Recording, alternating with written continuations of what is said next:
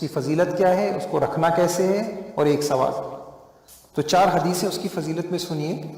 عبداللہ ابن عباس رضی اللہ تعالیٰ عنہما سے روایت ہے کہ میں نے نہیں دیکھا کہ آپ صلی اللہ علیہ وسلم کسی فضیلت والے دن کے روزے کا بہت زیادہ اہتمام اور فکر کرتے ہوں سوائے اس دن یعنی یوم عاشورہ کے، اور سوائے اس ماہ مبارک رمضان کے۔ تو حضور صلی اللہ علیہ وسلم عاشورہ کے روزے کے رکھنے کا بہت زیادہ اہتمام کرتے تھے۔ دوسرے حدیث میں آتے ہیں، حضرت حفصہ رضی اللہ تعالیٰ عنہ فرماتی ہیں 4 چیزیں ایسی ہیں جن کو حضور صلی اللہ علیہ وسلم کبھی نہیں چھوڑتے تھے۔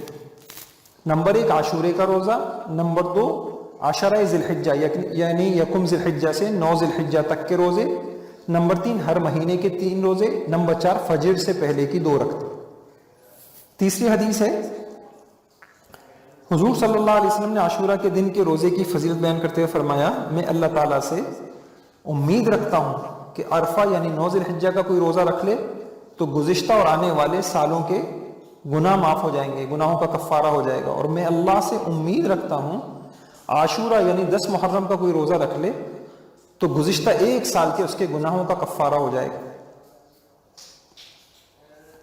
تو عاشورہ کے روزہ کی یہ فضیلت ہے۔ اور ایک چوتھی فضیلت یہ ہے، ایک حدیث میں ہے کہ افضل روزے رمضان کے بعد جیسا بھی آپ پڑھ چکے ہیں محرم کے روزے ہیں، تو بعض علماء نے لکھا اس سے مراد یہی یوم عاشورہ کا روزہ ہے۔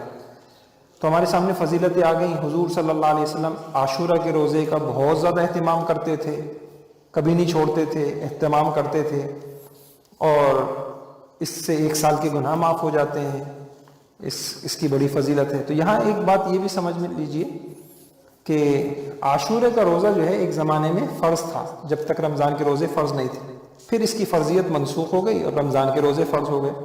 علماء نے لکھا ہے جو عمل کسی زمانے میں فرض رہا ہو پھر اگرچہ بعد میں نہ رہا ہو، وہ عمل اس عمل سے بہت افضل ہوتا ہے جو عمل کبھی بھی فرض نہیں ہوا۔ تو اب دوسرے جو نفلی روزے ہیں وہ کسی زمانے میں فرض نہیں تھے، عاشورہ کا روزہ ایک زمانے میں فرض تھا بعد میں نہیں رہا، تو یہ بہت زیادہ افضل ہوگا۔